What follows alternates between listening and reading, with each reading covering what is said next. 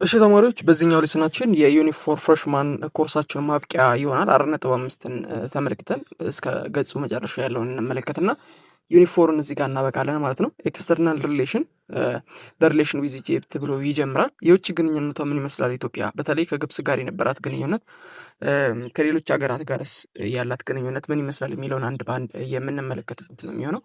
ፍሮም ዘ ሌት 13th century onward the Christian kingdom continued to maintain relation with Egypt which was mainly religious in character። ምንድነው ከ13ኛው ክፍለ ዘመን መገባደጃ ጀምሮ እንግዲህ የክርስትና እምነት የክርስቲያን መንግስት እንደመሆኑ ከግብጽ ጋር የነበረው ግንኙነት የቀጠለው በዛ አይነት መልኩ ነበር። ወይም ግንኙነታቸው በዋናነት ሃይማኖታዊ መልክ የነበረው ነው፣ ከንግድም በዘለለ ወይም ደግሞ ከንግድ በተለየ ማለት ነው። ኢን እንግዲህ በ1272 ላይ አካባቢ ይኩኖ አምላክ ሴንት ቱ ሚሽነሪ ቱ ኢጂፕት ሱልጣን ባይባርስ የሚባል እንግዲህ ሪኩዌስቱ ዘ አቡን ፎር ዘ ካፕቲክ ቸርች ይላል። በ1272 አካባቢ ይኩኖ አምላክ ወደ ግብጽ ሱልጣኑት እንግዲህ በባይባርስ መልእክተኛ በመላክ እንግዲህ ከኮፕቲክ ቸርች ወይም ቤተክርስቲያኑ አቡን በተለምዶ ምንድነው ጳጳስ የሚባለው ማለት ነው እንዲላክላቸው የጠየቁበት ነበረ። ወይም ደግሞ ንጉስ ይኩኖ አምላክ ለቤተ ክርስቲያኒቷ ጳጳስ እንደሚያስፈልግ ስለሚያውቅ ከግብጽ መሪ ጥያቄ አቀረበ። ቦዝ ኢጂፕቲያን ኢን ኢትዮጵያ ኮንቲኒው ቱ አክት ኦፍ ፕሮቴክቶር ኦፍ ሪሊጅን ማይኖሪቲስ ኢን ዘ ሪስፔክቲቭ ዶሜን ይላል። እንግዲህ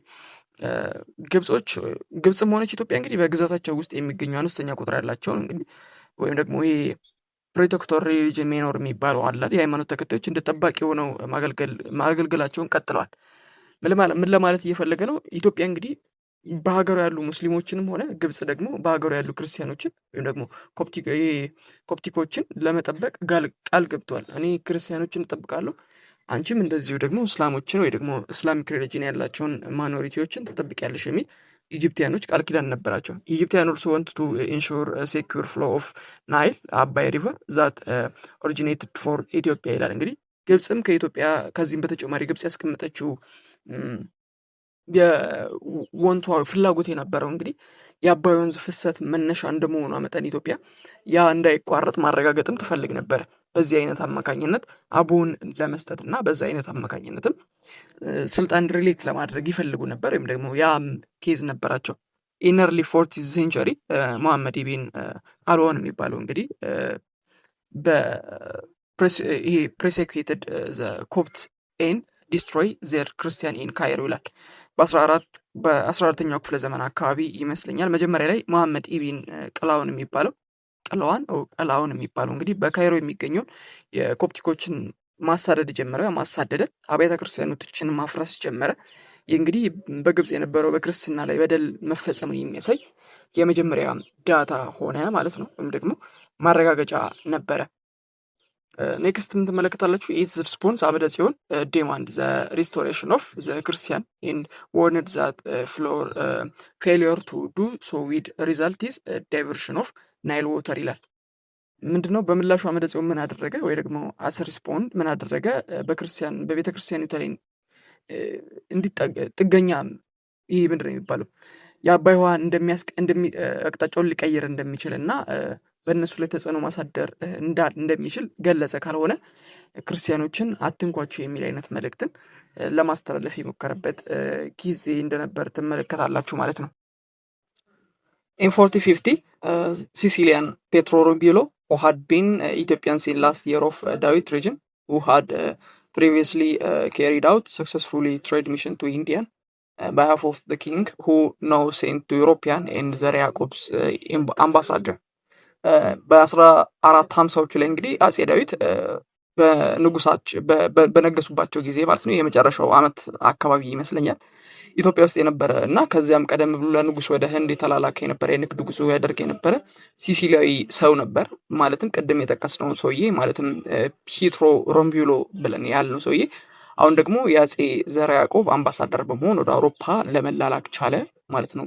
በሁለት አንገል አገለገለ። ወደ ህንድም ወደ አውሮፓም በመሄድ ዘርዓ ያዕቆብን ሊያገለግል ችሎ ነበር ነው የሚለን ዳታው። እንደዚሁም ኢትዮጵያን ፕሬሰስ ፍቅረ ማርያም ኤንድ ቱ አዘር ኢንዲቪዥዋል አኮምፓኒድ ሂም ይላል። አንድ ኢትዮጵያዊን ካህንን ጨምሮ ወይ ደግሞ ፕሬስት የሚባለው ፍቅረ ማርያም እና ሌሎችም 2 ግለሰቦች አብረው ተጉዘው ነበር ወደ አውሮፓ በተጓዘበትና ዲፕሎማሲ በፈጠሩበት አካባቢ ወይም ግንኙነት በነበራቸው ጊዜ ማለት ነው። ዚስ ሚሽን ዋዝ አልፎንሶ ኦፍ አርጎን ኦልሶ ሩል አስ ዘ ኪንግ ኦፍ ኔፕልስ ኤንድ ሲሲሊ ይላል። ሉኩ እንግዲህ የተላከው ማለትም ይሄ ቡድን የተላከው አንዱ ፕሬስት እንደዚህ 2 ተጨማሪ ሰዎች እና የቅድሙ ሰውዬ ማለትም ፔትሮ ሲላኩ የኔፕልስ እና ሲሲሊ ንጉስ ለነበረው ለአራጎን አልፎንሶ ነበር መልእክታቸው ወይም ደግሞ የሄዱ እሱ ሰውዬ ጋር ነበረ ማለት ነው። ኔክስት ኪንግ ዘርዓ ያዕቆብ ሴንት ዴሊጌት ቱ አልፎንሶ ቱ ጌት ፖለቲካል ሚሊተሪ ቴክኒካል አሲስተንስ ይላል። አጼ ዘርዓ ያዕቆብ እንግዲህ ኮሚኒኬት ያደረጉት በሰዓቱ የፖለቲካል ወታደራዊና ቴክኒካል እርዳታዎችን ለማግኘት ነበር ልኡካኑ ወደ አልፎንሶ የላኩት ተብሎ ይገመታል። አልፎንሶ ሪት ሌተር ቱ ዘርዓ ያዕቆብ ኤንድ ኢንፎርምድ ሂም ዛት ሂ ሴንት ሂም አቴዚያን ኤንድ ሜሶንስ ሪኩዌስትስ ይላል። አልፎንሶ እንግዲህ ለአጼ ዘርዓ ያዕቆብ ምን አደረገ? በጻፈው የመልሶ ደብዳቤ ማለትም የመለሰላቸው ደብዳቤ የጠየቁትን የዕደ ጥበብ ሙያተኞች ማለትም የእጅ ስራ የሚሰሩ ጥበብተኞች እና ግንበኞችንም እንደሚልኩላቸውና እንደላኩላቸውም የሚገልጽ ደብዳቤ ነበር መልሰው የላኩላቸው። ዘ ሞስት አውተንቲክ ፒስ ኦፍ ኤቪደንስ ፎር ኢትዮ ዩሮፒያን ሊንክ ኦፍ ማፕ ኦፍ ኢጂፕቲያን ነው ብለው ፎር ማውሮ ማፓውንዶ 1460 አካባቢ ዊች ክሊርሊ ዲፒኤት ሜኒ ፕሌስ ኤንድ ፒፕል ይላል። እንግዲህ ምንድን ነው የሚሆነው? ለኢትዮጵያና ለአውሮፓውያን ግንኙነታቸው መሰረት እንደነበረ የሚያስታውቁ አስተማማኝ መረጃዎች ነበሩ። የኢጂፕቲስ ኖቬሎ እንደዚሁም ደግሞ ማውሮ ማፓውንዶ የሚባሉ ካርታዎች በሰዓቱ የነበሩት እነዚህ ብዙ ቦታዎችን ህዝቦች በግልጽ ያስቀመጡ ነበር። ዳታዎች እንደነበሩ ግንኙነትም ኢትዮጵያ እንደነበራት አውቶንቲክ የሆነ መረጃ ወይም የተረጋገጠ መረጃ ነበረ ማለት ነው። ኔክስት ደግሞ የምትመለከቱት ቬንሲያዊው ሂኖሪዮ ቢቺን የሚባሉ ሰውዬ እንግዲህ የቪዚትድ ኢትዮጵያ ኢን 1482 ይላል። በ1482 አካባቢ እነዚህ ይህ ሰውዬ ኢትዮጵያን ጎብኝቶ ነበር ተብሎ ይገመታል ወይም ደግሞ በታሪክ ውስጥ አለ ማለት ነው። ሌላኛው እንግዲህ ፔድሮስ ዳ ኮልቪሆ የሚባል እንደዚሁም ደግሞ በአጼ እስክንድርያስ ዘመነ መንግስት ወደ ኢትዮጵያ መጥተው ነበር 1478 እና 1494 አካባቢ እንግዲህ ቤተ መንግስት ደርሰው ወይም ደግሞ ቪዚት አድርገው እንደነበር አራይቭ ቱ ኮርት ኦፍ እስክንድሪያ ወይም እስክንደር በሚባለው ቦታ ደርሰው እንደነበረ ዳታ ይነግረናል ወይ ደግሞ መረጃዎች ይነግሩናል ማለት ነው።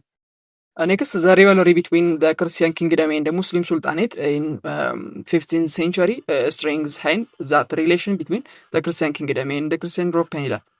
በ15ኛው ክፍለ ዘመን አካባቢ በክርስቲያን መንግስትና በሙስሊም ሱልጣኔቶች መካከል የነበረው ፉክክር እንግዲህ በክርስቲያን መንግስቱ እንደዚሁም በክርስቲያን አውሮፓ መካከል ያለውን ግንኙነት ለማጠናከር ታርጌት የተደረገ ነበር። ወይም ደግሞ ከዛ አንጻር ወታደራዊ እርዳታ ከጦርነት ፉክክር ጋር በተያያዘ አውሮፓ ጋር ወዳጅነት የፈጠሩበት እንደሆነ ትመለከታላችሁ።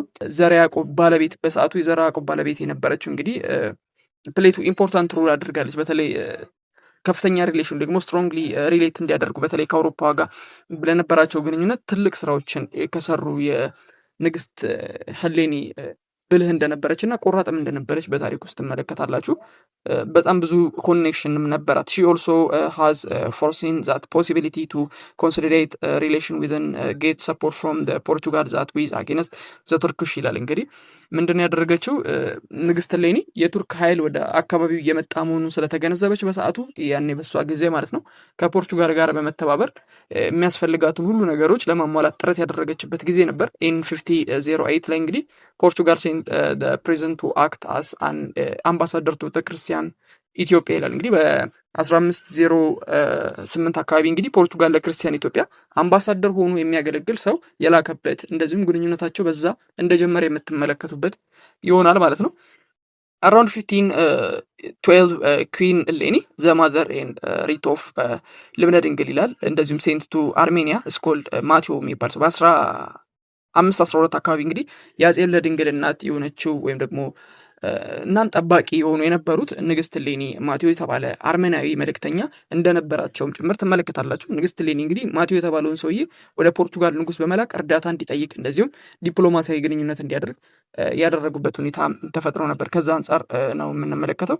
ሌላኛው ፖርቹጋል ኮርት ዲቤት ሂዝ አውተንቲሲቲ ኤንድ ኢት ዋዝ ሪሲቭድ ኮልድ ይላል። ምን አደረገ የፖርቹጋል መንገድ? ይህ ሰው በእውነት ከኢትዮጵያ ንግስት የተላከ ነው ብሎ የሚለውን ነገር አውተንቲኬት ያደርጋል ወይ ደግሞ ያረጋግጣል። ማለትም መጠራጠር ነበረበት። ምክንያቱም መጀመሪያ ላይ ጥሩ አቀራረብ አላደረጉም ነበር።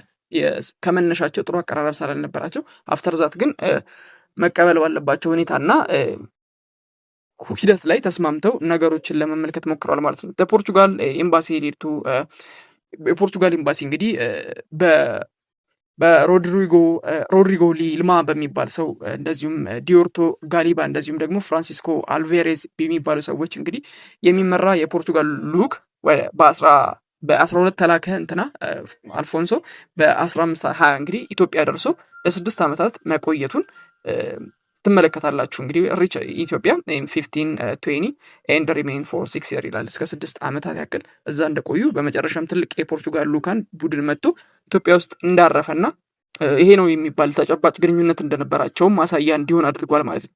ዘ ኦብጀክቲቭ ዋዝ ስታብሊሽ ባይ ናቫል ፖርት አጌንስት ዘ ኤክስፔንዲንግ ቱርኪሽ ፓወር ፎር ሬድ ሲ ኤሪያ ይላል። እንግዲህ አላማው እንግዲህ የፖርቱጋል እንቅስቃሴ በዚህ አካባቢ በቀይ ባህር አካባቢ ተስፋፍቶ ያለውን የቱርክን ኃይል ለመከላከልና የባህር አቅማቸውን ለማዳከም ኢላማም ያደረገ ነበረ። ለኢትዮጵያ ብቻ ያደላ አልነበረም። ማለትም እነሱም የራሳቸው ሚሽን እና ታርጌት ነበራቸው ወደዚህ አካባቢ ሲመጡ ወይም ደግሞ እየተጠጉ በነበሩበት ሰዓት ላይ ዲስ ሚሽን ወዝ ኖ ሰክሰስፉል ይላል።